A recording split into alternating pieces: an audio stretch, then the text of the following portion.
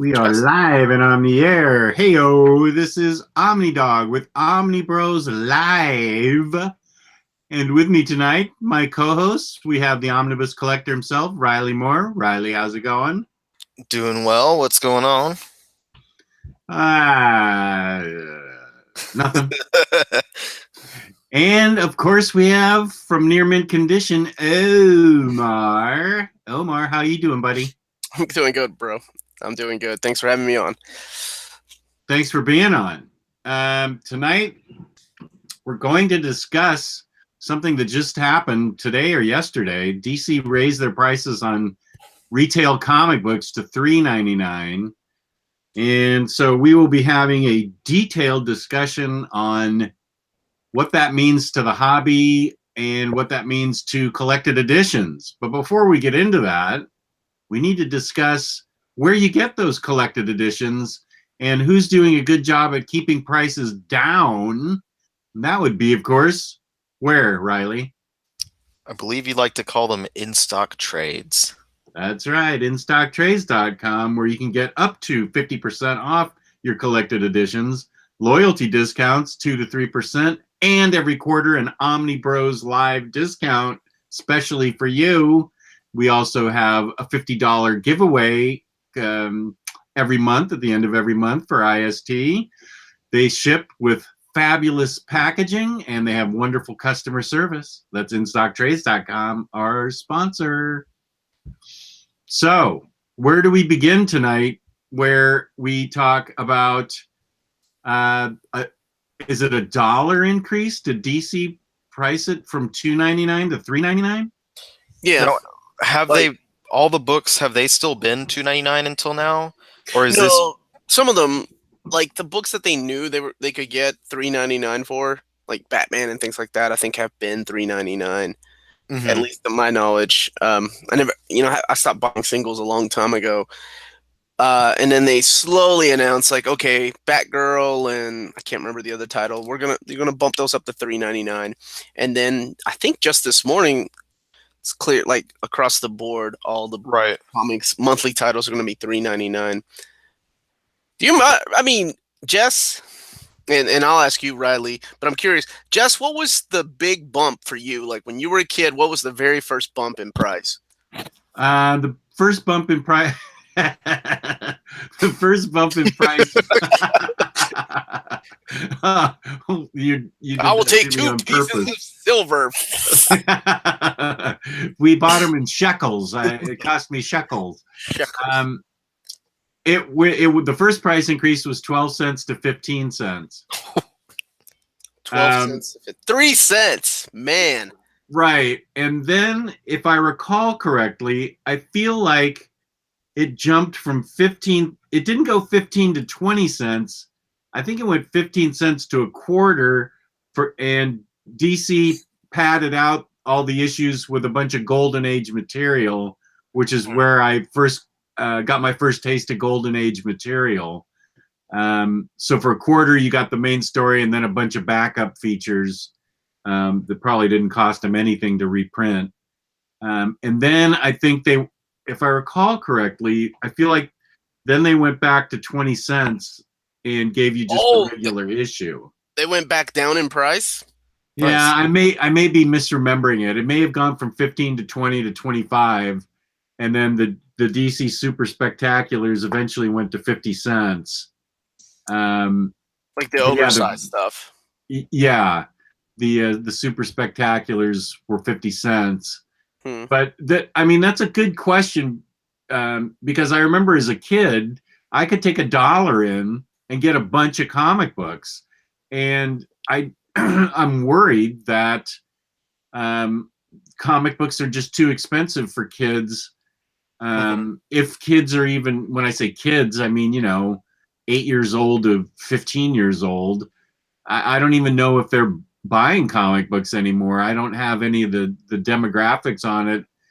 Every time I go into a LCS, there's always adults in there. I rarely see kids going in there, and I go on weekends and I go on Wednesday afternoons and things like that. I just don't see kids in there, and I'm just wondering what the effect is going to be when you spend $4 or $5 on a single book. Yeah, I that kind of made me think, like, when I was growing up, my dad would take us. My dad liked to go shopping a lot. He liked to go and buy like DVDs and stuff like that, and we go to the bookstore and all that kind of jazz. And anytime we went, which was, once a month, maybe twice a month, he'd be like to me and my sister, "You can pick something out like $10. Um, $10 buys you a couple of issues if the price is $3.99. After taxes, you're getting 2 issues, which that kind of blows. Like, that's not a lot of bang for your buck." Inflation, everything goes up, right? But does everything go up like comic books? Because I remember the first bump for me was the 60 cents to 65 cents. That was a 5-cent difference, and I was pissed. And then by the time Mutant Massacre came out, we were like 75 cents. I'm like, oh my god, I am not gonna read comics if they get to $1. I'm done. And I'm a fucking liar because I kept reading comics. But do you remember the time when Marvel? I don't know if you were reading then, Riley. Marvel, at least for X-Men comics, offered the deluxe edition with glossy paper and then your standard edition. So the glossy paper, I think, was $1.99, and then your standard edition was $1.50. So you had the option of buying like glossy paper, and that was the only difference really, or $1.50 for the just newspaper kind of paper. I remember during the Phalanx Covenant, like they were doing that during, I think, Age of Apocalypse, Phalanx Covenant. During that time, you could get like the super awesome glossy paper, or for 50 cents less, the not so great. I don't remember that, but what I do remember, another kind of paper stock change that they did was, it wasn't that long ago because I was in college. Marvel changed from using the thicker stock on their covers to using the same paper on their covers as the interiors on their single issues. And that was a weird change to me because, like, I felt like I couldn't even hold my comics anymore because I would look at the covers and the oils on my fingers had already like stained the comics cover. I was like, wow, this is bullshit. And you could see straight through the cover. Like the glossy, it's not like it was that much thicker, but they had the thicker stock on the covers of your comics before, and it felt, sturdy enough. And now here they are, they printing on the same bullshit paper from the inside is supposed to fucking protect the rest of your comic, and it just, I don't know, that really kind of rubbed me wrong because they were still asking the same price. It was still $4 an issue because Marvel has been doing $4 forever. Well, I know that the cost of floppies is what drove me to collected editions. I mean, it's hard to beat, especially Image, when they put out the first edition. I mean, the first collection of a book, it's always $10 for their first thing, and it contains like 5 issues. And I think Image is usually around $3.50 an issue, kind of ballpark, in that ballpark.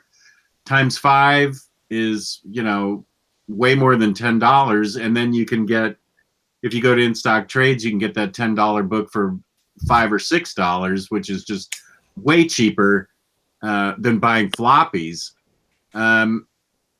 So I know that that's what drove me to collected editions, was the cost of floppies. And another thing that concerns me, I haven't heard about piracy like for comics like I hear about it for music, but I'm wondering if this is something that pushes younger people into pirating comics because they still want to read them, but they don't want to pay $4 a piece for a comic. And I just wonder if that's going to push people more towards illegally downloading comics, which doesn't help the comic retailer or the publisher at all. Probably, honestly.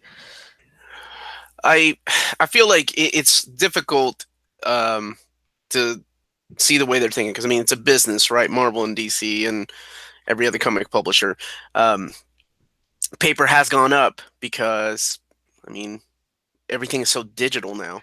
Nobody really gets. I mean, look at all the magazines that have been canceled in the last 5 years alone. Long ongoing magazines have been gone for a while. So of course demand is low, so the prices go up. I don't know about ink. What started worrying me a while back was the quality of paper that they started testing stuff with in the collected editions. Mainly the one that comes to mind is the really thin paper in, I believe it was X-Force Volume 1, the Omnibus, and Infinity, the Jonathan Hickman Infinity hardcover. And I thought at that point we had reached the collected editions age of like, oh shit, it's going to start hitting us too. You know, they took away our fake leather bound books, right? I mean, we all knew it wasn't real leather, but it still looked nice. Now we got, your standard, I don't even know what the hell that is. Like, just your standard hardcover.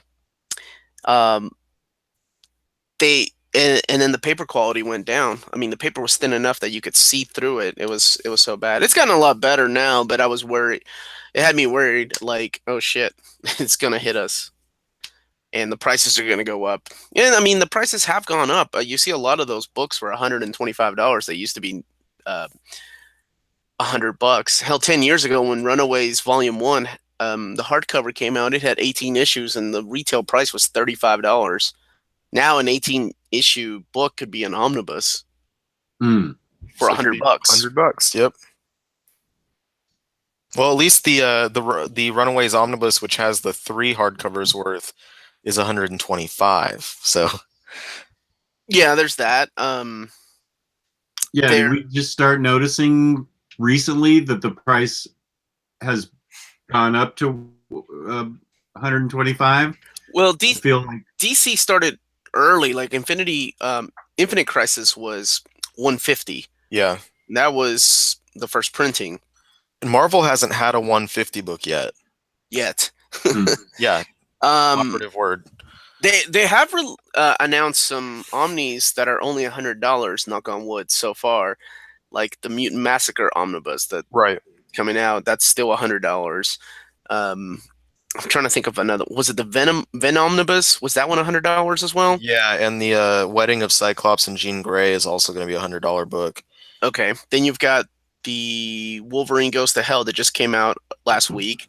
Yeah. That one was $100. So I mean, we're still. I really don't know what the hell the deciding factor is between $100 and $125.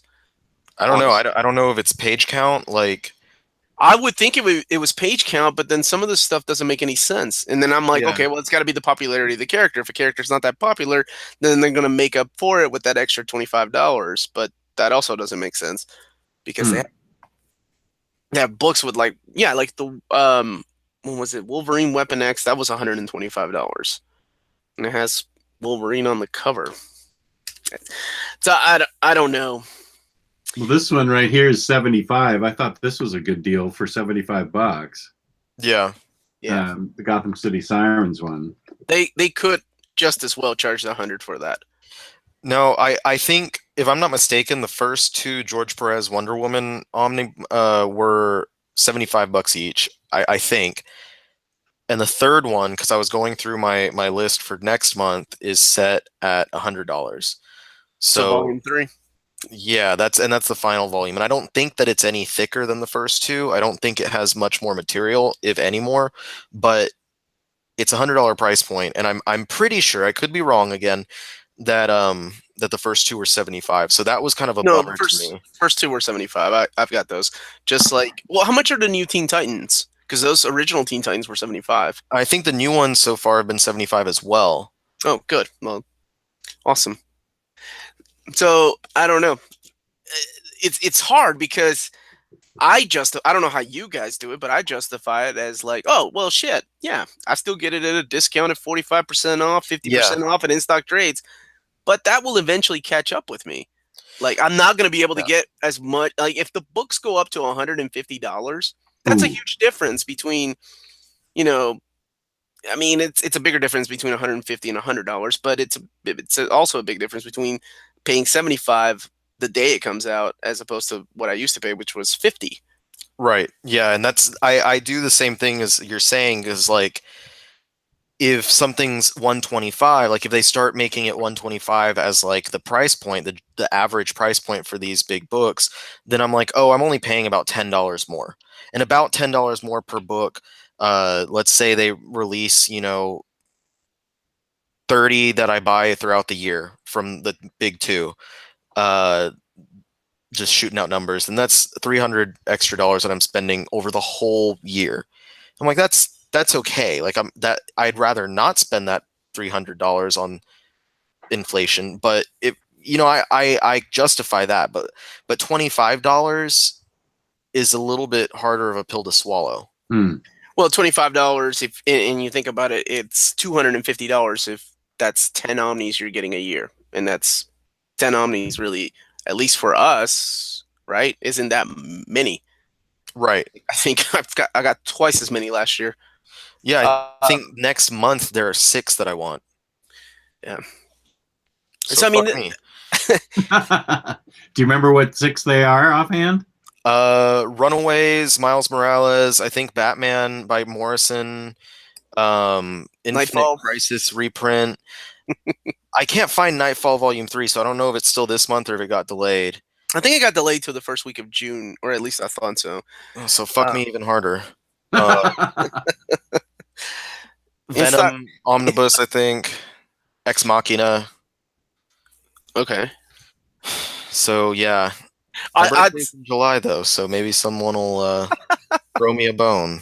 I will tell you that it will have me thinking about, because I'm a double, triple dipper. It will make me, like, think again about upgrading. Like, I really want the damn Gotham Central Omnibus, and I still haven't upgraded to it because I still have my original hardcovers, and that's one of my favorite runs. And I'm doing the same thing with Ex Machina. I'm keeping my hardcovers instead of getting the Omni, because the Omni is it 100 or 125? That's a 150. Because that's a big, thick book, though. It's like 50 issues, so that's a 150. So that and the Infinite Crisis reprint are both 150 next month. Yeah, but honestly, Infinite Crisis, people were paying, what, 300, 400 for that, like 2 or 3 months ago, when they didn't know about the reprint. Yeah, so paying 75 on the week of release shouldn't be that big of a deal.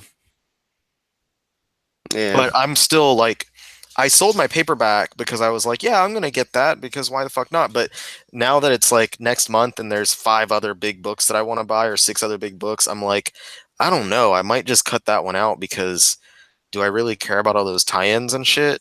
Because even when it was a whale and everyone was going crazy about it, I was like, I don't really fucking care about that book.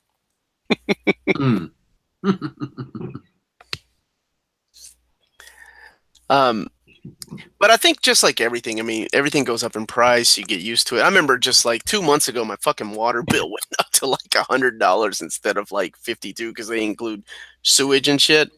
Oh, fuck that. And normally I would have thrown a fit, like, oh, fuck this, god damn it. But now that I'm older, I'm like, fuck this, I guess I'll pay for it. Yeah, my property what am I gonna do? I'm gonna go to there and be like, cut my water off, assholes, I don't need it. My property taxes went up, and we're both just, it's like the first last year it went up, but it wasn't bad, and then this year it went up and it was a much bigger bump, and my wife and I are both just like, what the fuck? Like, this kind of shit. Like, it feels, because I know it's not our mortgage going up, but it feels like your mortgage is going up, and like that's why we wanted to get out of paying rent so it wouldn't go up. But yeah, just like everything else, everything goes up in price, and but you're talking water and property values, necessities. Yeah, you can't do without those. Shut up! I can't do without my Omnis, you asshole. I mean, this is going to drive people. I'm worried that it's going to drive people out of the floppy hobby, because that's, as much as I love comic books, they're not an essential. I I think they've been. I don't know. I thought for a long time they were trying to do that anyway by having these writers write for trade. I really thought like I mean, you see the books at Barnes and Nobles, and I mean, you have a huge selection of comics in collected editions. Mhm. I don't even know if they have a spin rack anymore at Barnes and Noble. I don't know. I I was bet just they there the other don't. day and I didn't even check. I mean, who sells comic books besides comic book stores now? Does Walmart still have those pack? I haven't seen a Spindle in years. I don't think so. Like it used to be, everywhere. It used to be grocery stores. It used to be pharmacies. It used to be anywhere you went, you could go and pick up a comic book because they were so Yeah. cheap to get. I remember grabbing issues of Spawn and Sonic the Hedgehog while my mom was shopping for groceries. Yeah. And then the big distribution crisis happened in the 90s and consolidated everything, and that created kind of the LCS culture where you Well, couldn't find spinner racks anymore. You had to go to a comic book store. well, and then comic book stores themselves were shutting down because they couldn't. Unless they were able to adjust by like selling Beanie Babies or Hot Wheels or whatever the hell it Right. took. Yeah, a lot of them do a lot of the like card gaming and gaming stuff like Magic and D&D. And that they'll tell you that's most of their business. Mm. But Yeah.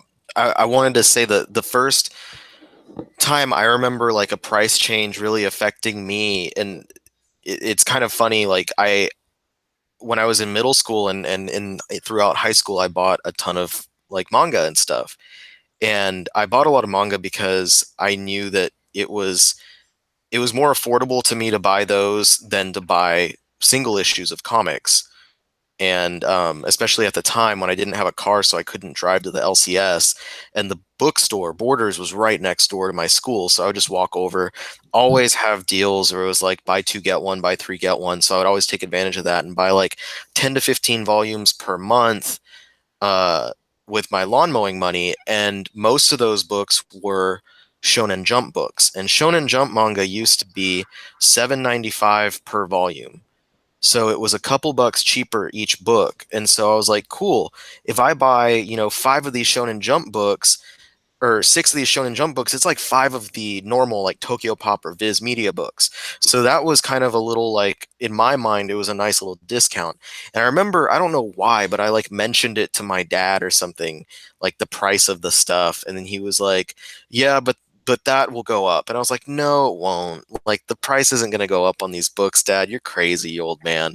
And so I was like, enjoying my cheaper Shonen Jump books, and then all of a sudden one day, in the magazine where they're advertising all the upcoming volumes, it just said $9.95 or $9.99 instead, and my soul was crushed that day.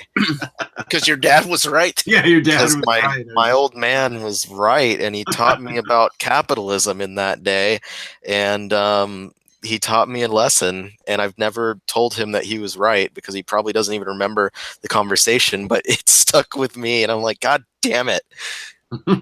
So now like all the manga like baseline is still $9.99 for all these books, but they now have a lot more books that have popped out at the $12.99 and $15 price point. Though the ones that are that much are typically larger size ones like Viz Signature and stuff like that. But you can see that increase happening there as well, and it just sucked because that was the market when I was younger that I thought, cool, this is it. This isn't going to change. I was a fool. A fool living in a fool's world. Does Image still do their first trades at $9.99? Yeah. I think so. That's a good hook too.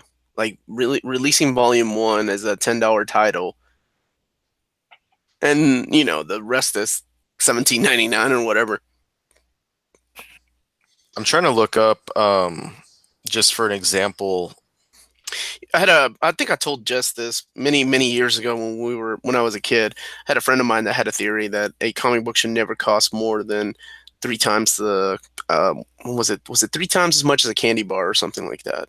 Whatever the candy bar price was at the time, That's what it was. We could either get 3 pieces of three candy bars, or we could get a comic book. So Huh. that was always the deal. Like whenever we got money, um, newspaper routes, wherever we did mowing lawns, we could either get 3 candy bars or get a comic book. That was the price jump that really hit me when candy doubled in price and went from a nickel to a dime. Well, now what kind of candy are we talking about though? Like, because you can get the king size Snickers, and that's going to be closer to the $2 price point, or you can get the normal one, and that's closer to $1 price point. So what? All right. So comic books, by that theory, should still be $1, or I mean $3. I can't. Well, if you're talking about the small size. Yes. Yeah. I'm not a greedy fucker. I didn't want the king size stuff. I just wanted the standard size. Why not? I got 3 of them, dude. I was gonna get like a diabetic shock if I ate like 3 king size things. And if 2 Reese's cups is not enough for this growing boy, I need 4. So I don't know. At $2.99, I think was a good price point. But if you look at it from a business, they're probably thinking, okay, at $2.99, even if we lose 20% of our readers, we raise the price up $1, we're still going to be making more money. And I'm sure that's the way they're looking at it. I mentioned this in our chat the other day, or not the other day, earlier today, I guess. And I said, like, if they brought it down to $1.99, I feel like there would have to be like more people jumping on, or not more people jumping in, but maybe the people who are already buying comics will expand their pull lists, because they're already like, oh, I've already budgeted, $30 each week for my single issues. If these books are $3.99, I can get 10 of them, but if they go down by $1, I can get more. And so if they dropped it down instead of putting it up, like, sure, the profit per unit would go down, but I feel like they would be able to sell more units that way. And I mean, maybe I'm just not good at capitalism. I tell you what, if comic books went down to $1.99, that I may actually go and buy some singles again. See, and you're already a collector, like you're already a reader. You've bought singles before. Yeah, I have no room for them, but I'm just saying I would be tempted to go and buy singles again. Just and maybe because that's who they need to maybe focus on. I mean, I think it's one of those too little too late things. They're just going to keep going up in price like everything else, and they're going to, like I said, they're just looking at numbers. Even if you lose 20% of your readers, you're still making more money by raising it $1 each. That's a big rate. Like, that's a big markup. Are any Marvel books $2.99, or have they all been $3.99? As far as I've been aware, they've been $3.99 across the board for a few years now. What was that bullshit Marvel .0 book, point something book that came out a few years ago that was like $7.99? Maybe 2 or 3 years ago. Yeah, they have $5 books all the time. Legacy was like something like that. Legacy was like $8. I think Deadpool 300 that just came out yesterday, I think that was a $10 book. Whoa. Like they price gouge on all of these types of books all the time at Marvel. And like it'll be the bigger ones. Like this week, Venom #1, which had like 10 extra pages of story, not fluff, like actual main story by Cates and Stegman, was a $5 book instead of a $4 book. Now, is that because it's a #1, or because... I think it's because it was a #1 and they put 10 extra pages of story, and then ongoing it'll go back to being $3.99 instead of $4.99 with the normal 20 pages of story. So with coming, and I wonder, with prices like that going up, I'm looking at it from getting it through DCBS at 40% off each comic, right? Yes. I mean, how the hell are comic book stores gonna deal with that? I'm sure your customers are gonna be like, you know what? I'm gonna cut my folder down by half, at least. Mm-hmm. So they're losing money right there. That's why they can't. That's why some of these comic book stores can't have decent sales during Free Comic Book Day, because they're struggling too. I don't think anybody opens up a comic book store to make money anymore. I think it's out of love and passion. I was Speaking of thinking about love and something else. passion, the chat is split between talking about the price of comic books and Candy? the price of escorts in Pittsburgh. Oh. Yeah, I wanted pictures. I know we need pictures of this guy's neighbor who's an escort with 4 kids. Well, I look at Third Eye Comics, and I see a guy operating. He's like a promoter, just constantly promoting stuff. I mean, they had 8 to 10,000 people for Free Comic Book Day, and he is relentless. Steve is the owner, about bringing in artists and writers all the time for signings. They always have all kinds of sales going on for special events.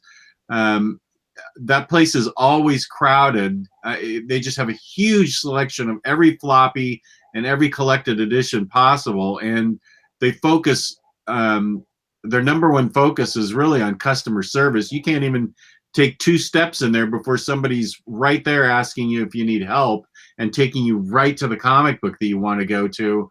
But that's I don't go to that many other comic book stores recently. I mean, I went to a ton of them back in 2016 when I did the tour of the West Coast and bought all those out of print books. And for the most part, I would say it was a positive experience. There were there are some comic book stores that I think aren't going to make it, not because of the price of the comics, but because their service is so lackadaisical. I just want to go to Third Eye Comics because it's such a great experience, as opposed to Jim Hanley's Universe in New York City, where the service sucks. Well, that goes back to my point: is how are all these shops going to stay in business if they don't make it an experience? Yeah, I kind of miss comic book shops like that.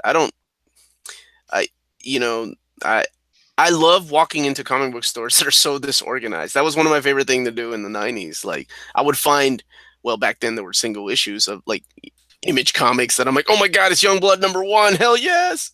Or stuff that was out of print back then, or what we thought was out of print. Or Amazing Spider-Man 300. That was one of my favorite memories, was walking into this store, because I wasn't into Spider-Man when Venom came out. Was walking into the store, and they had like just stacks of comic books sitting on the floor. And I was like, how much are these books? And they were like, oh, they're like, the ones on the floor are like 25 cents each. They're no order at all. So I spent like 2 hours in Peoria, Illinois, just looking through these comic books. And I found like the first appearance of Death. I found Venom, the first appearance of Venom, Amazing Spider-Man 300. Whoa. But I love disorganized places. Those were some of my favorite shops, and I don't really see that many anymore because now everybody wants a fucking experience. When I was in Portland, Nathan Burkholz took me to. I mean, we went to 8 comic book shops that day, and they ranged from immaculate with everything organized to this one where you basically, it was like an alleyway where you walk down the stairs and feared for your life, but then it opened up into this huge, completely disorganized, you would have loved it. It was a completely disorganized mess with like library carts of comics in front of the collected editions and stacks of comics in front of other comics. You had to, move things to get there. And he just had a bunch of random things behind the counter. I was like, is that Ultimate Spider-Man 8 there? And he goes, yeah, do you want it? I'll give it to you for 20% off cover or something. And I'm like, yes, please. I'll take that. And thank you for selling me that $150 book. Yoink. But yeah, I didn't see anybody else in that dungeon. But Nathan says it's still in business, so there must be people like you who kind of dig the disorganized look and think that that'll help you find treasures. Oh yeah, I always expect treasure if it's disorganized. I like shit. That's why I keep my damn basement so disorganized, because every once I would be like, oh man, I forgot about that shit. I bought that 2 years ago.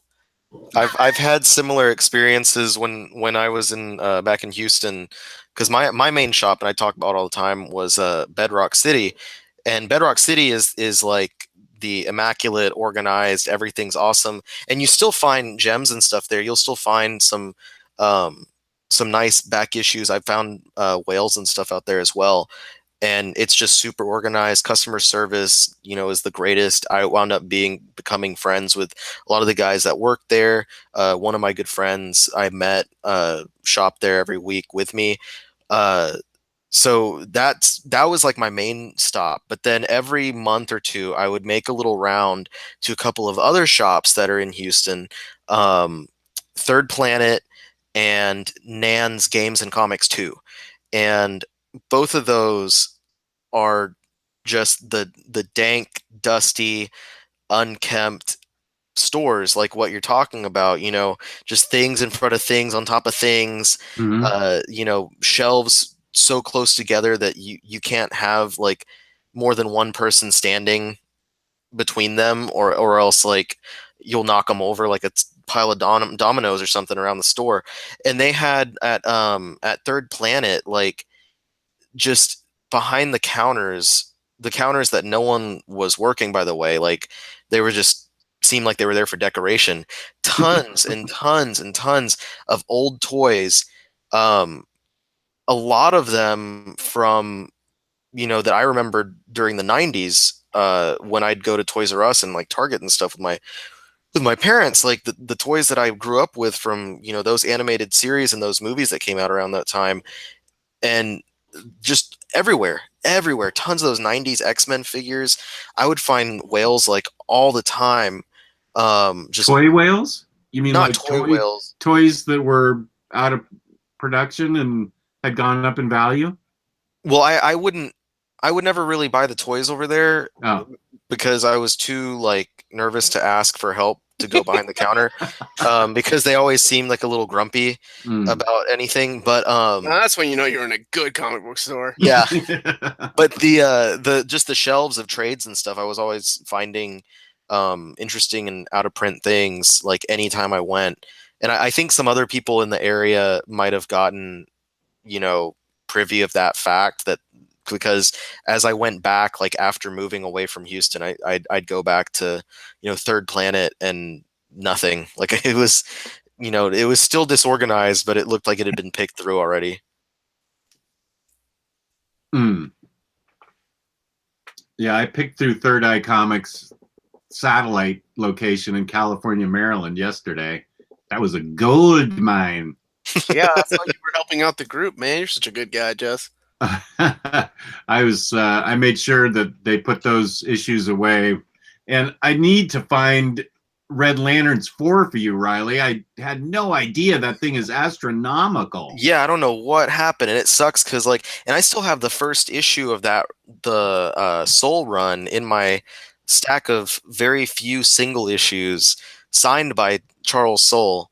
I love that run. I just waited to pick it up and trade because I never thought it would go out of print. Yeah, that thing is. I didn't even clue into the fact that it was out of print when I was down there yesterday. I'll call them tomorrow, and if they have it, I'll have it sent over to the Annapolis store and pick it up when I go to Annapolis, because that's a lot closer than the California, Maryland one. But awesome. I wasn't even aware that I had forgotten that Amazon and eBay prices are astounding on that. Yeah, I looked like after someone mentioned it in the group, and I was like, what the hell? What happened here? When did that happen? Yeah. And that's one of those runs that one of my favorite underappreciated New 52 runs.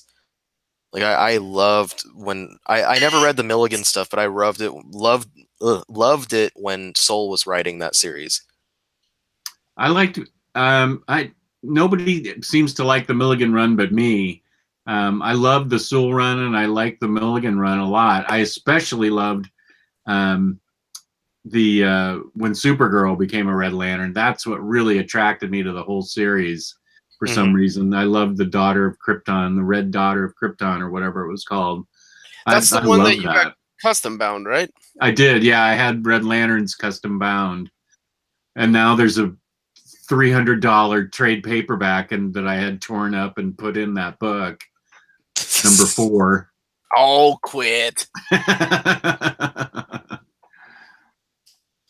did the same thing with the Superman custom bounds.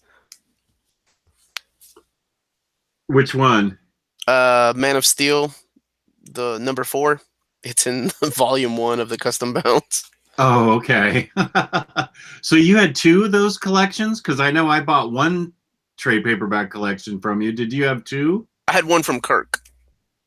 Oh, okay. You bought that from Kirk. Okay. When he bounced. So yeah, do you guys expect the prices of omnibuses to go up? I mean, logically, they've been $100 for a long time. Do you think the standard's going to go $125? I think that it will go up, but not like the standard will not become 125 for a little while. Because I think that we're just now getting to the point where we're not seeing anything below 100. At least from Marvel, you don't see 75. But I know, like, back when they started the Omnibus line, you would see, like, even $65 Omnis. And you don't get that at all. It's like the absolute lowest they go is 100. Except for the reprint that they did for, what's it called? Daredevil by Brubaker recently.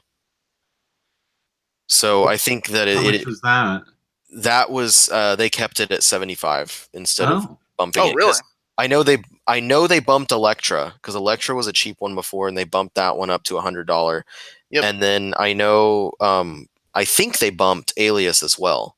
I think Alias might have been 75 first print and then 100 for the new one. If I'm not mistaken, I could be mistaken. No, I think you're right. I think 75 is the first one. But yeah, Clark Nato just said that Duggan's Guardians of the Galaxy 75. Damn, I've been proven wrong, but I'm happy to be proven wrong. That's awesome. Yeah, I forgot about that.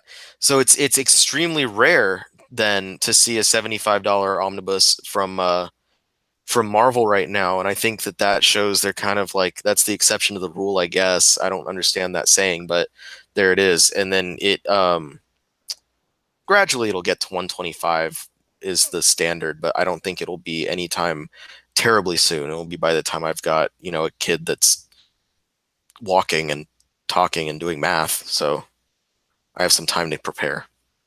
I'm going to play the role of your father and say that I think it'll be sooner than that. Iron Cardinal says that the Silver Surfer is going to be 75. I thought the slot one. The slot one? Oh, shit. I'll get that if it's 75. God damn. I thought that was 100. Oh, shit. Iron Cardinal, are you 100% sure on that? I'm going to... I hope we had access to the internet. You can double check it. I think he's I'm gonna right. check real quick because he's fucking right. Wow, I thought I was $100. Wow, I have never been happier to be wrong. You're wrong. I'm so happy that just because I've been getting really upset about the fact that next month there's all these books coming out. 2 of them are 150, several of them are 125. Wonder Woman is 100 for some reason. And to see that these books that are coming out soon are both $75, 2 books that I'm actually really looking forward to, that really, really makes me happy. Well, I think that's great. I don't know that I can predict where prices are going to go because I'm looking at the Hawkeye omnibus, which was the size of... That was a ridiculous omnibus. An oversized hardcover, and it was $100. So was Miss Marvel. Miss Marvel was also $100. Was it? Was it? I'm pretty sure. Look at us. I'm not saying you're wrong. I just want to look. Oh, I'm wrong. It's $75. And how much was Young Avengers? Was that one cheaper? Because that one was only 15 issues. $75. That one was $75. Ms. Marvel was. Yeah, I know, Jess. I told myself I was wrong. Oh, well, I wanted the experience to say You wanted were to wrong say it too. again? Okay, Yeah. thanks a lot, jackass.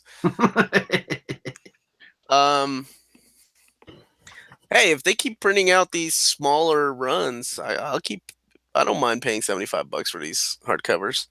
Yeah, getting that discount the first freaking week and then extra 2%, have like a $35 book, like that's practically free. Absolutely. I can buy like 10 of those in a month.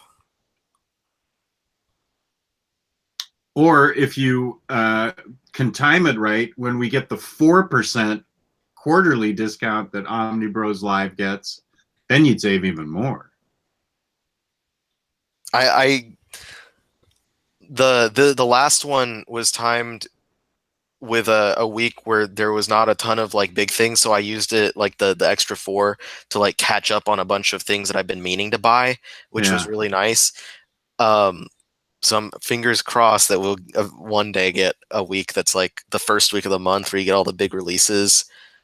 Oh man, the savings will stack up high. Yeah, and this is of course a U.S. Centric show because we're in the U.S. But we have access to things like IST where it doesn't hurt us as much, but in places like Europe and Australia and places like that where they're stuck paying full price or maybe slight discount through Book Depository or Amazon or something. If collected editions go up in price a lot, that's really going to hurt the overseas comic reader. Yeah, that's gonna suck. Yeah, I know that since Brexit, they've been paying a lot more for their books. Well, they have already? Yeah. That's what I've been told. That it's already affected the prices over there. I guess just getting things shipped overseas.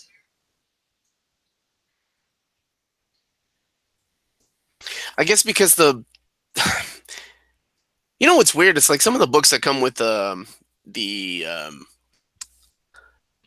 they come sealed, they say like printed in Canada or printed in Mexico and things like that. So I wonder if they have, don't they have like Diamond doesn't have distribution points across sea? I mean, they have to, right? Like when do they get their comics? Like when a comic book, like we'll just use like, well, let's take it to the chat. If a comic book, if Action 1000 came out, like let's say last Wednesday, when do they get it? Last Wednesday, right? Otherwise, there'll be spoilers all over the place. Yeah, they do get those at the same time. So what's the difference between having a Diamond distribution center over there, and then having a Diamond distribution center for like collected editions over there? That way they can get they can have something like in stock trade. I don't know. It's probably something else. I don't think there's enough of a comic market anywhere but the U.S. to be able to justify a place like IST. What, dude? Have you seen people in like Europe? They are standing in line for days to meet Don Rosa. Well, then why hasn't some entrepreneur done it? I would think that you'd need economies of scale to be able to justify the kind of price points that there it IST. Is. Okay. What? Europe. No. Clark Nato said Europe has different laws on monopolies. Maybe that's what keeps people from doing things like that. Okay. Well, maybe you and I can look into it, Jess, and then we can start our own European EIST. EIST. Yeah. I feel like we asked Cameron about that when we had him on. We did. But I can't remember what he had to say. I guess he just didn't want to take the chance on branching out. At this point, he had enough on his plate. He said he's got enough on his plate, but yeah. I think in the long run, it's just way too cost effective. Like it's just too much money to do it over there to start a new business over there.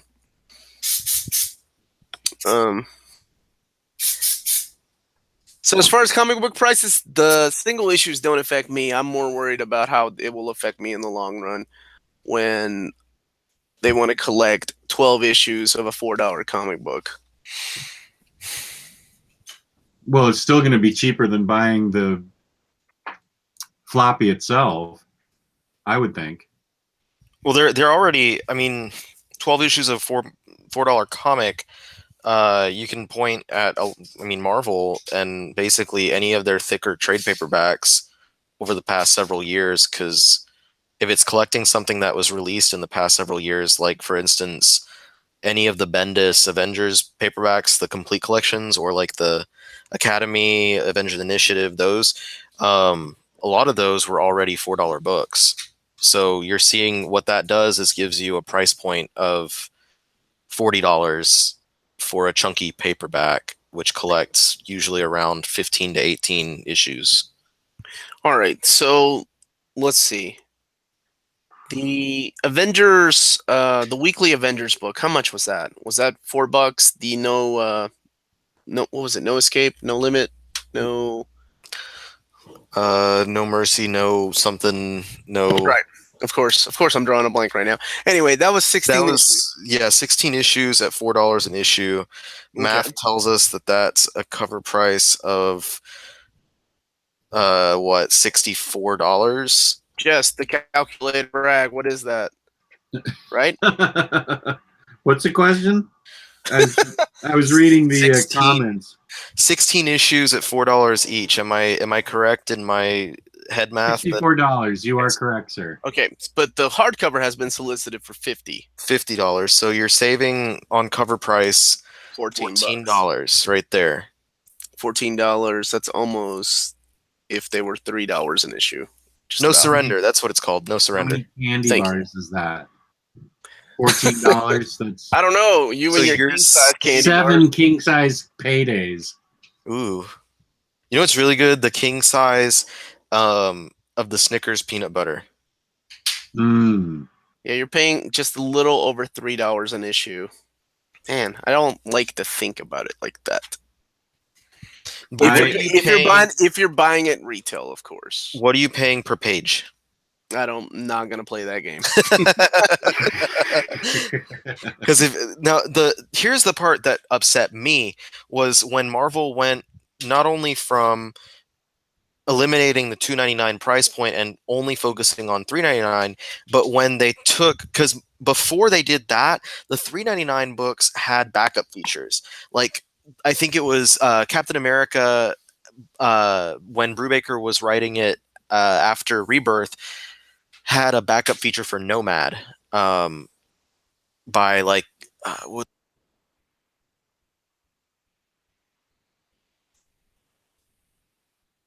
We can't hear you. I think he got way excited and disconnected his headset. I'm back. Okay.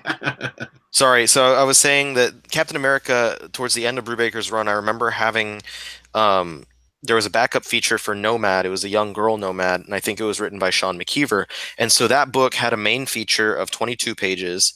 Oh, the remaining character of the Heroes Reborn series, the Jeff Loeb and Rob Liefeld. And that young character had, assuming that you're correct in who you're saying that is, 8 pages of story at the back of each issue. And female Bucky, right? I guess, I don't know. I didn't even pay attention to it. I just friggin' that girl, female Bucky. Yeah, I think so. Yeah, because I remember Sean McKeever wrote the Onslaught, horrible Onslaught Returns miniseries that featured characters from the Heroes, and she came into the Marvel Universe. But point being, right, they used to have 30 pages of story material in the $3.99 books.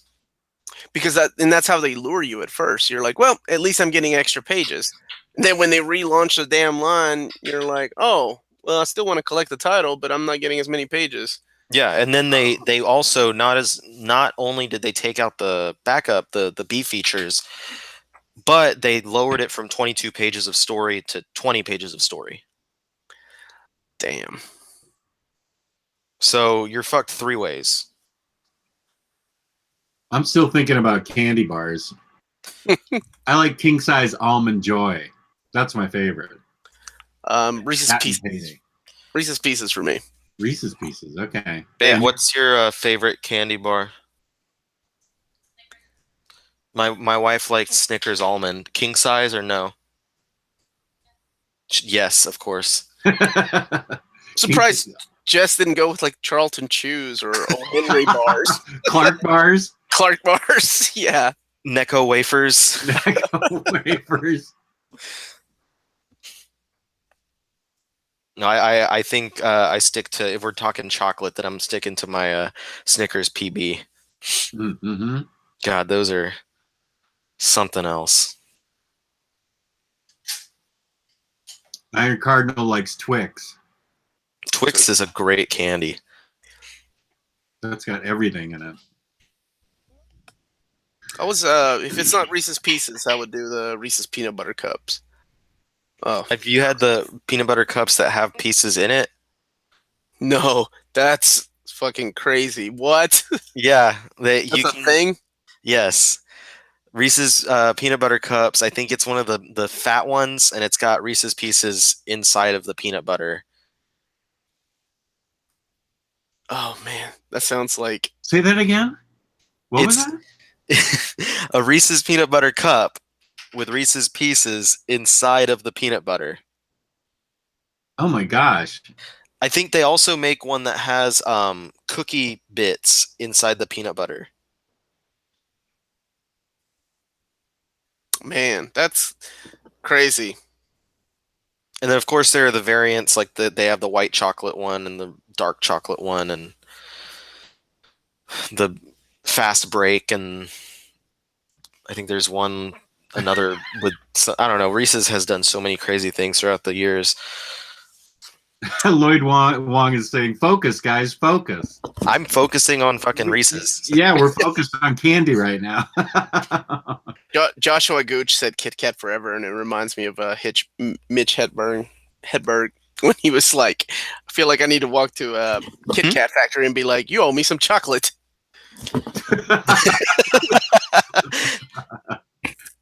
Let's discuss the Reese's cup shapes. How about the ratio?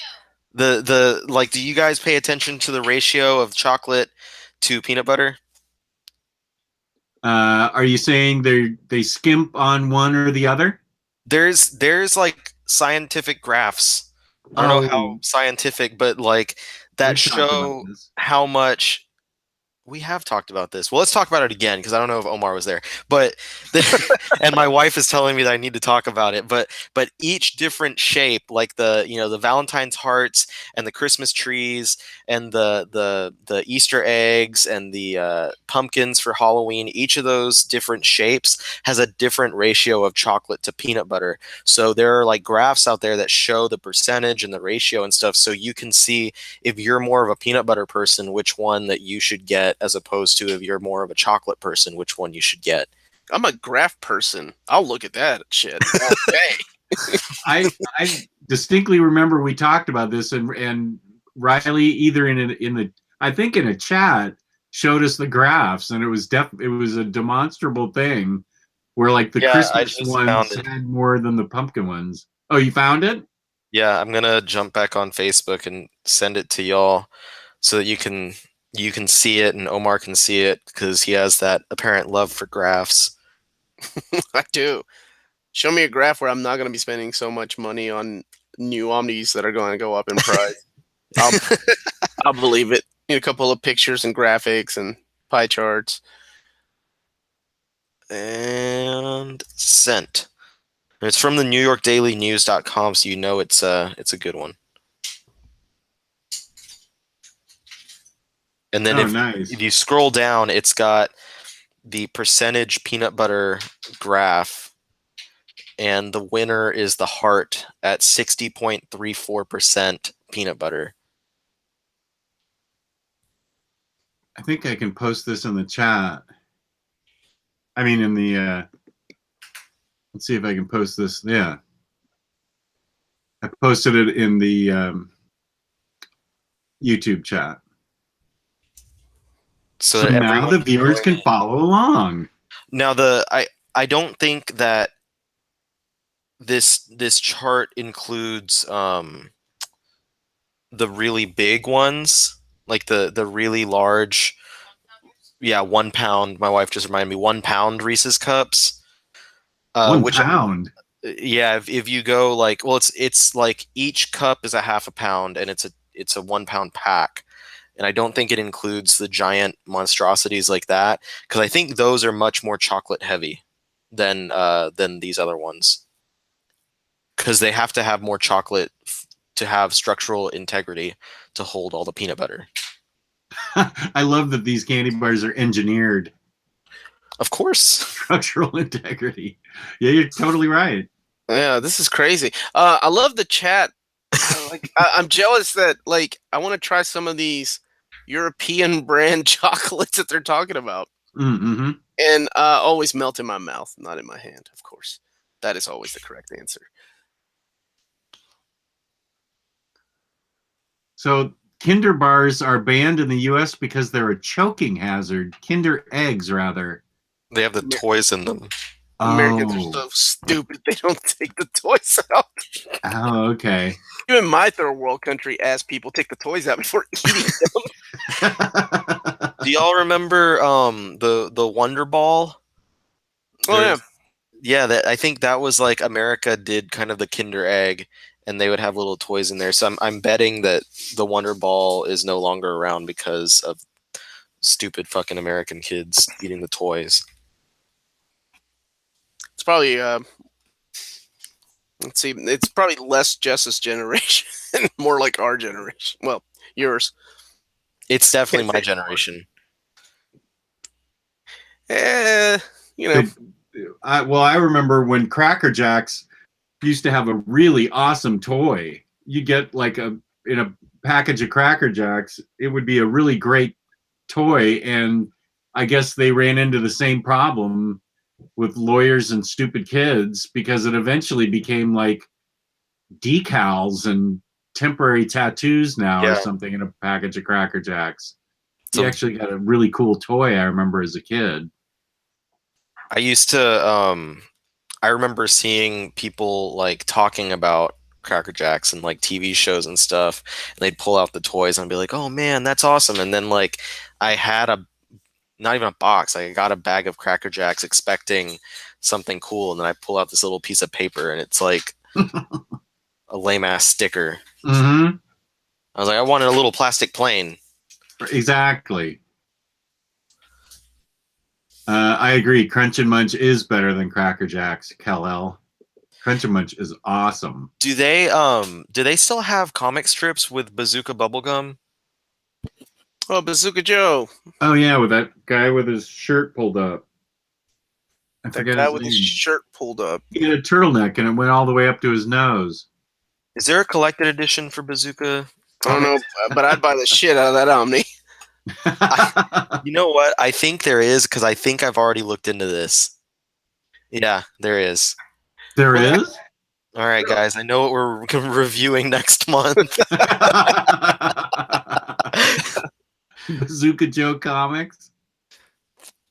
They used to put nails and screws as the price in Cracker Jacks because those fucking kids need to get back to work after their treat.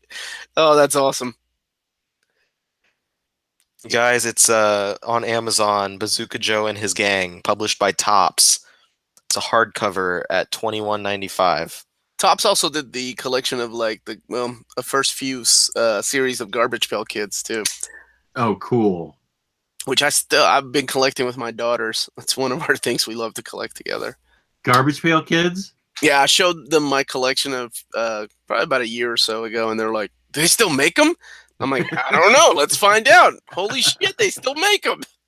They have new ones, and they have limited editions and variants, and I'm like, God damn it, really? You guys sold out too? Yet another black hole for you to fall down. Yeah, no shit. I don't need any more. Oh man. That Bazooka. I want to see that Bazooka Joe. What's it called? Bazooka Joe and his gang. I totally want that now. Yeah, dude. I'm looking for like the cheapest copy I can get. I specifically remember not liking the comic that much, but it was still so cool to get it like inside of my. I guess how much was Bazooka Joe gum? It was like less than 5 cents, right? It was like, Oh yeah, it was like 3 cents or This is a something. tiny piece of gum, and it was not very good gum either. Oh my gosh, look how colorful that cover is. It's like a piece of gum. I want. What cards? Wasn't the Tops? Tops always put gums, like a piece of gum with their cards, didn't they? They used to. Yeah, and that thing was like as hard as a fucking brick too. I think I may have chipped a tooth doing that. I believe it. Here's a whole book on Garbage Pail Kids, Omar. From Yeah. Tops. My brother Yeah. got that for us, and I'm like, we don't need that shit, man. We're getting the real stuff. Getting the real Garbage Pail Kids. I can vouch for this mail order mysteries book that's on, customers who bought this item also bought this mail order mysteries. If you look at old comic books, they always had these things you could mail order, like X-ray specs and gum that turned your mouth black and stuff. And they tracked down all of the stuff through eBay and other places. And, you'd order a giant life-size monster and it would just be this poster of Frankenstein when you thought you were getting like a real Frankenstein. And that book is hilarious. Mail order mysteries. I can highly recommend that book. Mail order mysteries. Yeah. Okay, Bazooka Joe and his gang. I'm going to leave that up so I can get it. This is going to be the next Herbie, guys. I wonder if they still have, like, I don't even know if they still make them. Bazooka Joe? Yeah. I don't pay attention to these things. That's so sad. When the hell did I get this old? I'm serious. I used to pay attention to these things. I'd go to the gas station and be like, oh, Bazooka Joe. And then it became like condoms overnight. And now overnight. Now it's sadly just gas. And have those gone up in price also? Or beef jerky. Gas? Yes. No. Condoms. I don't know. Jess? Don't ask me. I've been married for 30 years. That's the answer. Same answer as Jess. Not as long. Omar got married when he was 10. Oh, man. Cosby Pops. Yeah, I laughed really hard at that one. Kill L, that's funny. All right. So, Yeah. to sum up, we're concerned, but we have no demonstrable proof that it's going to happen. The knock-on effect on collected editions, I also am on record as worried that it's going to drive, this price increase is going to help drive people to pirated comics. And it will become a real problem like it is for the music industry. We've also learned today that you can find real treasures at the dirtiest comic shops. We really like candy and have opinions on the price of candy. And I ordered a copy of the Bazooka Joe book so we can read that next month. Did you get it used or what did you pay for it? Like $6. Nice. That sounds like a book I would keep like on the shitter, like in my bathroom. That's a good idea. I don't think I could sit there at night and read Bazooka Joe for like 2 hours. A few strips is good. Yeah, that's all I want. Used like new. Okay, from HPB, I'll get that for $6. From Half Price Books, huh? Yeah. Yeah, that's what I did. But mine's coming from the UK, is what it said. But it was like new, and all the others were acceptable that I was seeing. So I wasn't gonna mess with acceptable. Acceptable usually means that it's fucking broke. I'm a Yeah. gambler. I like to take acceptable. Wait, here's the thing. I'm a gambler, and I take acceptable. And then when it comes in, I'll bitch to the seller and be like, "This is less than acceptable. This is poor condition." I can't accept this. And they're like, "Jesus Christ! Okay, guy, here's your $2 back." And I'm like, "Yes, I'm the winner." Yeah, I'm seeing all the ads for the other Topps books, and these are pretty great. Yeah, they look really cool. Garbage Pail, the mail order mysteries, like you said. And there's a book on here, Classic Candy, America's Favorite Sweets. It's like my computer was listening to me, which is probably a thing. Yeah, it probably is. Oh yeah, and so's the government. Dave K says, Jess, approve me in the Bronze Age comic book group on Facebook. It says you're an admin. I tried to join a few days ago. What? Dave, I'm sorry. I don't know anything about that. It says I'm an admin. I went there probably the last time in 2014. I don't know anything about. You're an admin of a group you haven't been to in I'm 4 an years. admin. I'm gonna have to check that out. I am unaware that I was an admin in the Bronze Age comic group. That's hilarious. Man, people really love you. Dave K, I'll do what I can to get you in there. I didn't even know I was a member. Just approve and then leave. I think it's at least 3 or 4 years old. I that's where I used to hang out before the Omnibus Collector page. Yeah, now this takes all of your time. Correct. Happily.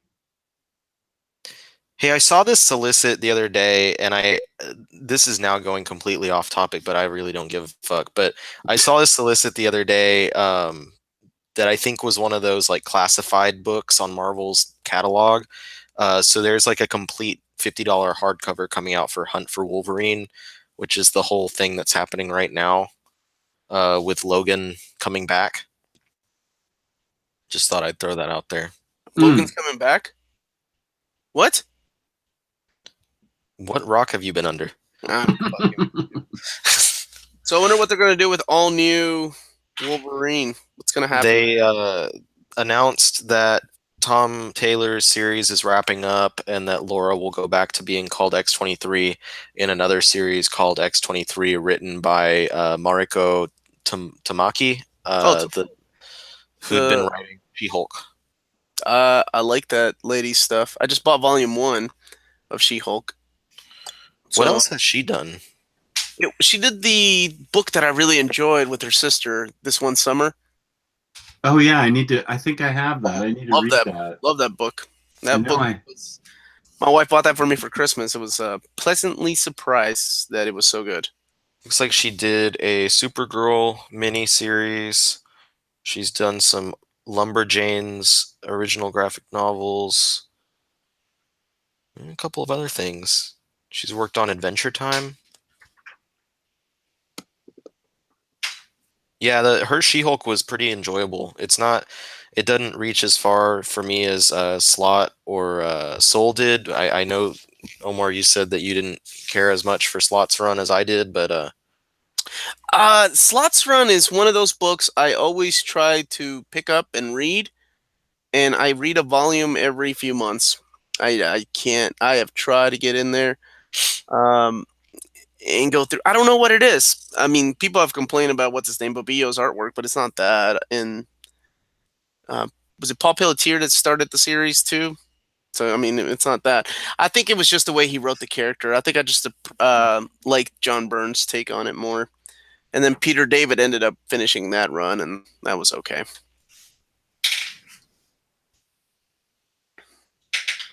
I haven't read that Peter David run before, and some of the volumes are hard to find now, so I don't really feel like tracking it down. There's only 3, I think. 7, 8, 7, 8, 9 are the. I think one of the 3 are hard to find. I don't know. It's Probably not worth it for me. It's just one of those books that I was expecting maybe a lot more than what I got. I don't know.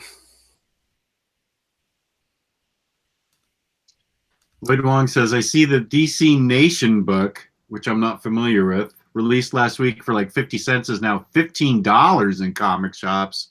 That is a serious markup. Is that the free comic book day one that was a quarter? Or is there another DC Nation for 50 cents? I think that was a free comic book day book that you're talking about. I bet if Third Eye in Annapolis has copies, it's still 50 cents. They wouldn't mark it up to $15 like that a week later. That's criminal. I think a lot of shops. I know that Bedrock in Houston was giving it away for free. Yeah, I got mine free from the free comic book day. What is it?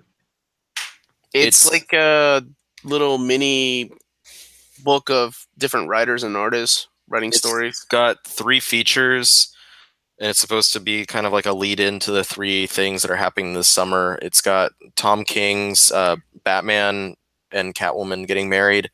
It's a little story of the Joker waiting for his wedding invitation to arrive. Oh. There's a little lead-in story for No Justice, the Justice League 4-issue weekly event that leads into like the reboots of all the Justice League teams. It's Snyder, Williamson, and Tinian IV with art by Francis Manapul. And then the 3rd feature is Bendis Superman. Oh, wait. That's the story I read. That's the one with the destruction of Krypton. Oops, spoilers. I didn't know if you guys knew that. It's actually like the second Bendis Superman story because the first one was in the Action 1000 issue. Not. Okay, they're saying the variant covers with Superman are the ones that are going for $15. The Joker cover is selling, but it was the variant. So it sounds like variant covers are what is driving the price up on some of the copies. That makes more sense because I saw the Joker cover and my friend Robbie said something about he's like I wanted that but it was $25 so I wasn't about to pay $25 for a free book. Yeah, no kidding. Mm-hmm. DC Nation is $25 but free digitally. Matthew Guy says, okay, I will get it digitally on Comixology so I can read it. Did you like the Bendis Superman story? I'm asking the wrong guys. I hope he's not trying to do what I think he's trying to do. Did you all read the action stuff? That's the one I'm thinking of. Then the one where talks about the destruction of Krypton and who might have been behind it or whatever. Oh yeah, when I destroyed the planet Krypton. I have the issue right here. Mm-hmm. I don't know. Rogol Czar. I just hope that his wife and kid are there somewhere in the stories that Bendis writes. Oh, you mean John and Lois? Yeah. I think the DC Nation story was better than the Action 1000 story, but it's still not anything to make me excited. And all the new DC issues, they have this big like double page banner for the past couple months that have said Bendis is coming, and it's just like I don't know if one of you guys said it, but I felt the same way. It feels more like a warning than anything else. It's like those Onslaught is coming things. Yeah, exactly. Darkseid is. Onslaught is coming. Bendis is coming. Like, it's a warning. Just to let you know, it's time to drop Superman. Yeah, I wonder how the sales of Superman... Because he kicks it off with like a 4-issue weekly series, doesn't he? It's a 6-part... Or 6, holy fuck, yeah. Of course it's 6. Yeah, 6 parts, different artist each issue, of course, and then it's titled Man of Steel, because he's trying to be John Byrne, and then he writes both Superman and Action Comics after that. So he's writing both. Which isn't that what Byrne did also? Ivan Reyes? Well, Byrne only had one title for a while, and then it kind of spun off. Ivan Reyes is drawing one, isn't he? If I'm not mistaken. I know that Ryan Sook is drawing one. So I mean, he's got good artists lined up.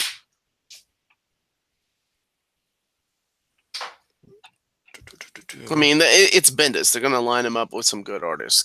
He's just like Mark Miller. They always line him up with people that will get my dumbass to buy the oversized hardcover. True. So I could sound all hypocritical. I hate Bendis, but I own every single one of his fucking hardcovers.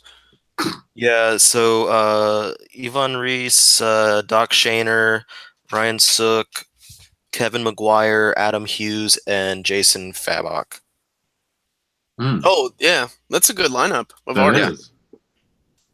And then I don't remember who joins him once he gets onto the ongoing titles, but I'm gonna read it and I'm gonna hope to enjoy it. I'm gonna read it and I'm gonna judge it. I'm gonna read it and I'm gonna enjoy it. I hate your go-lucky life. He's got his red undies back though. Yeah, I saw that. Yay. Everything old is new again, including And that is one thing about comic books, man. They always go back to a certain square. You read these things so long for so many years that things start to happen in the books that you're like, I'm pretty sure I read that 7 years ago, and before that it was 7 years. I always remember, like, anytime they try to move Cannonball and Sunspot out of the New Mutants shadow, about 2 years later, somebody will start a New Mutants title. Then they're like, oh, we got to bring the team back together. We got to have Cannonball and Sunspot, get them out of the Avengers or get them out of the X-Men, whatever the hell they're trying to do. But it's the same thing with Superman's undies. We knew it was going to happen. Now, of the 6 covers for this Man of Steel book, I think that's John on the cover of Volume 2, but I'm not 100%. I'm looking at a very, very small... No, I don't think it is. Never mind. But Lois is definitely on one of the covers. Oh, no, that's good. Wait, I think I see what they're doing. He's definitely doing a burn. It looks like the issues are like an era of his life, maybe. Because it has the cape on the stick, and Lois like standing over him, holding his body like after he fought Doomsday. So it's looking like they're probably like revisiting those points in Superman's life, but inserting, like, retconning everything to insert this new like alien dude without a nose. Oh yeah, retconning. That's one of my favorite words. Bendis, retconning, and comic books. 3 things I fucking hate in one sentence. I don't think that there's a single sentence about Bendis and comic books that doesn't have retconning in it. Maybe, I don't know, but yeah, I'll give it a shot. I'll see what it's like. I've just been enjoying action and Superman for quite a while now, so I guess, if you're a publisher, you got to shake things up. If you're going to start charging people $4 a book instead of $3.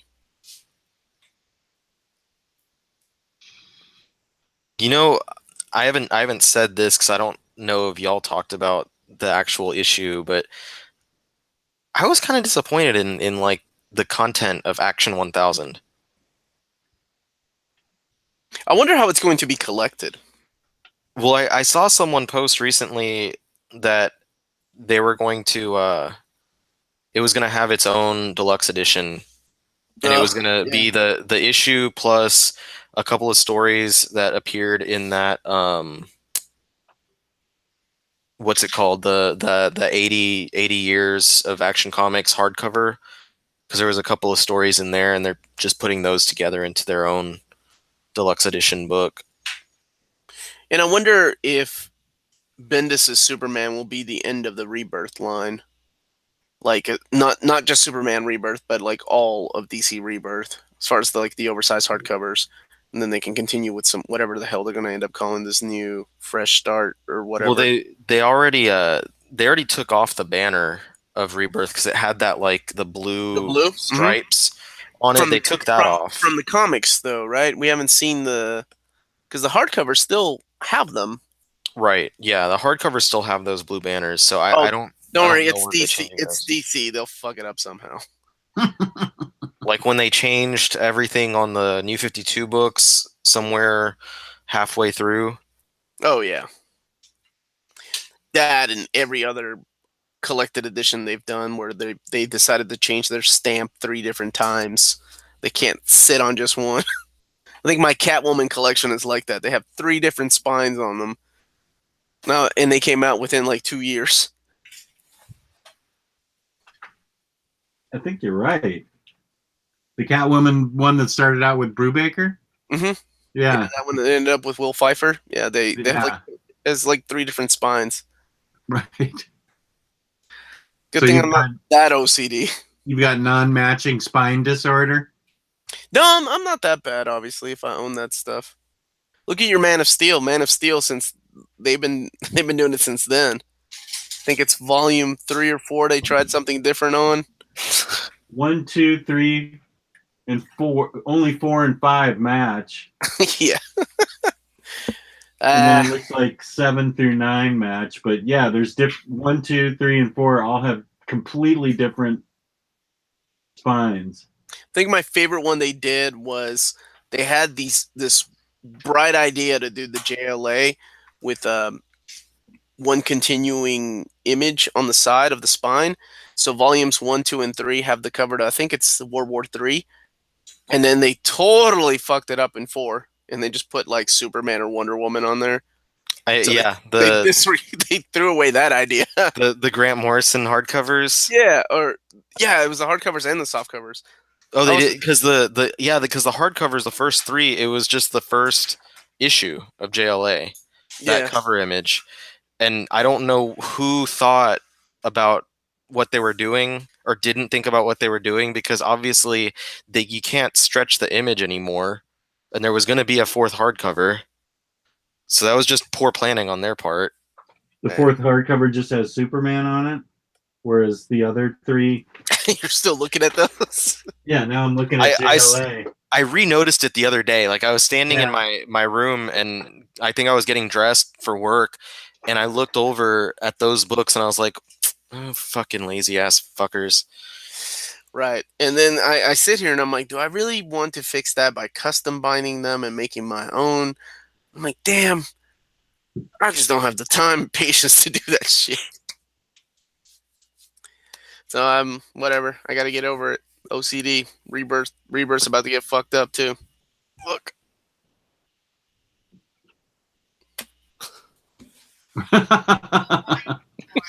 Yeah.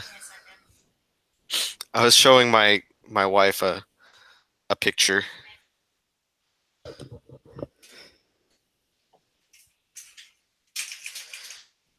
All right, guys. You want to take 5 minutes of questions and then call it? Sure, man. Yeah.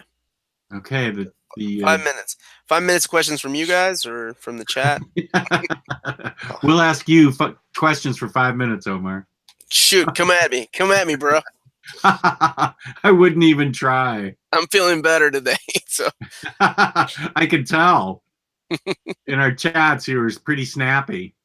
Yeah, I was busting Gabe's balls all day. I miss that bald bastard. I don't get to make fun of him enough. Like, because he only comes on the Monday show, and every once in a while he'll show up on a Thursday show. Yeah, this would have been good to have his perspective on the retail side of things with the increase in price.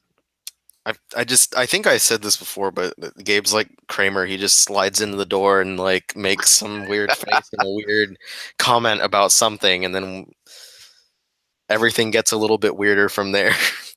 All right, there's some good questions. You guys getting the Dan Slott Silver Surfer Omni? Hell yeah, for $75, I'm getting that. I was already getting it, and now I'm getting it. And another book for $15 apparently. Yes. Oh yeah. Yeah, I was down from the very beginning. Thoughts on Avengers No Surrender? That's the damn name I was trying to think of. Worth getting it in collected edition. Panini UK paperbacks coming out in 2 weeks. I love that run. I thought it was like a throwback to the classic Avengers stories that I enjoyed. Mm-hmm. I thought the mystery was really cool, and I like the characters, the spotlights that they gave some of these characters that haven't been around. I was like, shit, when's the last time I've seen the Living Lightning? I loved it. I thought it was great. He's just lightning now. Yeah. Whatever. I really did enjoy it. Great writing, great artwork. I might grab it, but it comes out next month, right? Yeah, well, I think in the UK it comes out in 2 weeks, the paperbacks, the paninis. Oh, gotcha. The hardcover though, I think comes out next month, and that, like I said, was the month that has way too much stuff coming out. So I'm gonna have to skip it. I will definitely be getting it. Omar, is that the Mike Allred Silver Surfer Omnibus you were talking about? Yes, that's the Mike Allred Dan Slott run. That is correct. Is Secret Invasion Omnibus pretty much New Avengers Volume 2? I think it leaves out some stuff, right? Let's look this up real quick. Let's see. Riley, what do you think? Secret Invasion, I don't think it lines up perfect. No, it does not line up at all with Avengers Volume 1. And I have, if you go onto my website, the last article I wrote is basically my idea of what they could release as a book to fit between those two volumes. So what's missing? What's the gap? How many issues are we talking about? Enough to fill an omnibus. Holy shit. Okay, so because you're not just talking about New Avengers, you're also talking about Mighty? Yeah. Because the Secret Wars or Secret Invasion Omnibus collects that event plus issues of both New Avengers and Mighty Avengers. It collects, I have my article up, Secret Invasion 1 through 8, Secret Invasion Prologue, New Avengers 31 and 32, and 39 through 49, Mighty Avengers 7 and 12 through 20, New Avengers Illuminati 1 and 5. So they skip a lot of crap. I don't do things like that. I like chronological order with everything. I can't do story or character centric books. That's ridiculous that it skips like that much. I understand why they do it, right? Because that story in between has nothing to do with the scrolls. But right. Yeah. That's just, I don't know. I'm sticking with my hardcovers. But I worked it out because I've come to notice that even when it seems like the editorial collection editor team at Marvel does not know what the fuck they're doing, it seems like they have some semblance of a plan. Mm-hmm. So my guess as to what the book between those two could wind up looking like is New Avengers 30 through 38, New Avengers Annual number 2, Mighty Avengers 1 through 11, Illuminati 1 through 5, and then also probably throw in the Secret War miniseries 1 through 5, because it kind of informs. How is that? I've got that set up right before my New Avengers volume, or my Avengers is Assembled. That's not collected in the omnibus? No, it was not, which is weird. That should have been collected in the first omnibus. Yeah, all these years I thought that was collected in the omnibus. Because I haven't picked it up, I stuck with my hardcovers. Damn, that's I still have the paperback. Some bad mapping. So, I mean, that you could throw into this book. It would be like a road to Secret Invasion, because Secret War had some things that kind of led into Secret Invasion. And then they could also throw in a couple of issues of The Pulse that were written by Bendis. That's optional. Okay. Omar, how's the story for the First Kingdom? Really long. He is very wordy, but I think it's the art that pushes me through that book. It's deep, man. Like it takes a long time for me to get through it. Not really like, I want to say, not like Watchmen level, but I do take a break between volumes. I've read them before. It's a good story. I liked it, but it takes a long time to get through them. I'm not the fastest reader though. Is that the series from Jack Katz? Yes. I haven't read that, but I've seen it. Like, it's so weird. It's one of those things where like you learn a new word and all of a sudden everyone's saying it. Like, I'd never ever heard of this series or seen it before. I saw it in someone's haul. I saw it at Half Price Books, and then you guys are talking about it.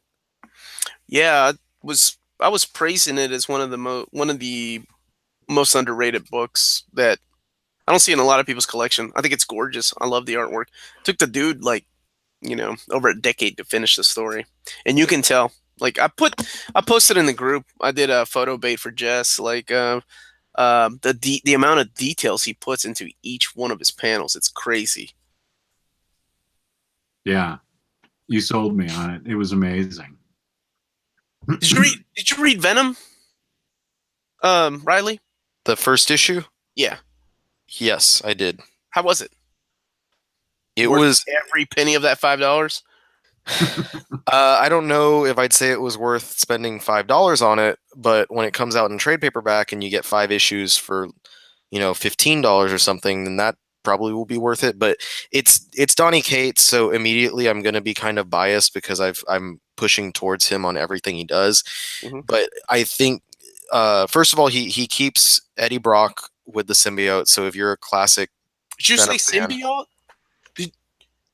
Man, my mind is being blown lately. Everybody's going around saying Thanos and now symbiote. Is that what I said? Symbiote. Okay. Continue. I'm sorry. So they keep him with Venom. I'll just say Venom from now on. It's still Eddie. And what? I don't know what you're saying.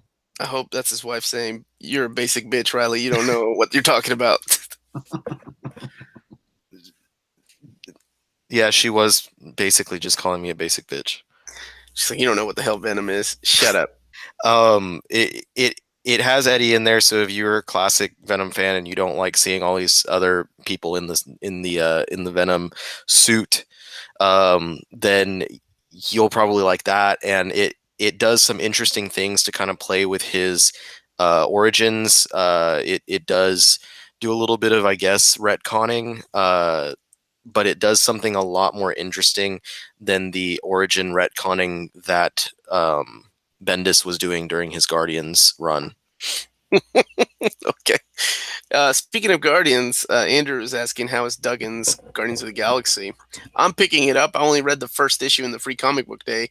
Based on what you said it was really good, right? You said it was like a throwback almost to DNA's run, or trying to get there. Yeah, it's like, I feel like he jumped on the book and immediately was like, I need to fix this, like, and take us back to what Guardians was before. But keep in mind that the run that's collected in the omnibus that's coming out largely was building up to the current Infinity Countdown event, which will be collected. Because the run that is in that book, that's it, right? Like, there is no more Guardians after that. It ended, right? And then it became this. Yeah. So you will also know this because you're a fan of mapping, and also I assume you picked this up. Do you have the Guardians Bendis Guardians run? Do you have the Guardians Omni by Bendis? I do. Okay, so what's the missing hardcover between that and the Duggan run? Are there two, or is it just one? There will be two, potentially, because I don't remember if the last one has come out yet. But yeah, after the material that's in there, it's just 2 oversized hardcovers labeled as Guardians of the Galaxy by Brian Bendis, Volume 4 and Volume 5. Okay, that's what I thought. So it's Volume 4 and 5. Okay, cool. Bless you. Because I seriously doubt we'll see a Omni of Volume 2 Omni of that collection. Nick Backus asks, spot all 5 trades of Shudder. Verdict? My verdict is you did a great thing. That is a wonderful book. I love it. It's like a female Indiana Jones on a parallel Earth and fighting and discovering monsters and all kinds of great, crazy things. It's a lot of fun art. So Nick Backus, thumbs up. OmniDog approved. Aye. Is the Colin Bunn Deadpool any good? I cannot answer that. His Deadpool is all like miniseries. Okay. I've read maybe the latter half of the minis and stuff that he did. He also he did do the ongoing Mercs for Money series, which lasted about 10 issues, I think. If you're a fan of Deadpool, it's all fun material, without a doubt. But if you're not a fan of Deadpool, it's not anything that you're gonna really care about. Are those collected in the mini bus? Yeah, the first minibus is his first 5 miniseries. So it's the Kilogy, Deadpool versus Carnage, and Deadpool, like Night of the Living Deadpool or whatever. And then he comes back for Return of the Living Deadpool and Back in Black. And I think he might have done another miniseries somewhere, but yeah, he did a lot of Deadpool material. You giving us a tour of your house reminds me of like all the horror stories I've seen with like first person perspective camera angles. Oh, I'm just my wife told me to take the dog outside, so I had to pull her out of the her cage. Byron Cardinal, that is a good question, and yes, they are two completely different Omnis. The Spider-Man versus Venom Omnibus collects some. Oh my god, it collects Maximum Carnage. I forgot about that. That's where Maximum Carnage is. And the Venom Omnibus collects a lot of the Venom miniseries. Like, doesn't it collect like Lethal Protector all the way up until like Planet of the Symbiotes? First half of all the Venom related miniseries that came out in like the 90s. Yeah. And yeah, the Venom versus Spider-Man is just all over the place, and for some reason it includes Maximum Carnage. Instead of it being in the Carnage Omnibus. Because the Carnage Omni, I'm guessing that's because it's mostly just the modern Carnage stuff. Okay. Whereas this is like more classic stories. Because this Venom versus Spider-Man or Spider-Man versus Venom book has like a bunch of stories from the first few times that Venom appears. Yeah, and so it bounces back and forth between like I think it's in chronological order, but the collections are all over the place. It's pretty much every time Spider-Man has fought Venom. Yeah, because it starts with like 298 through 300, and then it jumps over to his next appearance, which I think is collected in the Larson Omnibus. And then it also collects the 316 and 317 issues where McFarlane was still on point. But you're right. And the next one is when he fakes his death and pretends to be on an island. Right. That's Eric Larson stuff.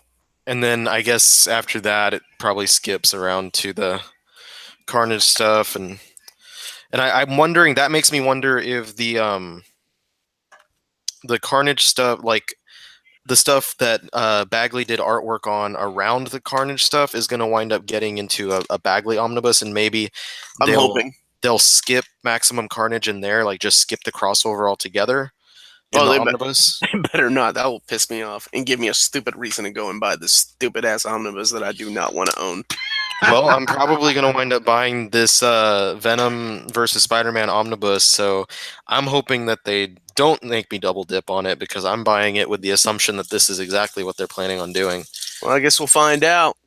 All right, guys. So, what's the consensus? Are comic books too expensive? They've always been too expensive. Except for in my youth. That was the last time they were cheap. My youth. That was a long time ago. I think they probably are getting too expensive, but I'm a weak ass bitch and I will end up buying the collected editions. I think they're too expensive, especially for younger audiences, which is not a very good thing to be true. And I think that we're really privileged that we're adults with jobs that make money, who can actually afford to drive to the shop and spend, $5, $4, whatever, on a single 20-page magazine. But so yeah, I think they're too expensive. All right, Jess, wrap it up, buddy. Okay. Wrap it up. This episode was brought to you by InStockTrades.com, where they have fabulous customer service, fabulous packaging. Orders over $50 in the United States gets you free shipping. They have loyalty discounts, 2 to 3%. in addition to getting up to 50% off on your favorite collected editions. That's instocktrades.com. And don't forget, every quarter, you're going to be getting an extra special Omnibros Live discount. Instocktrades.com.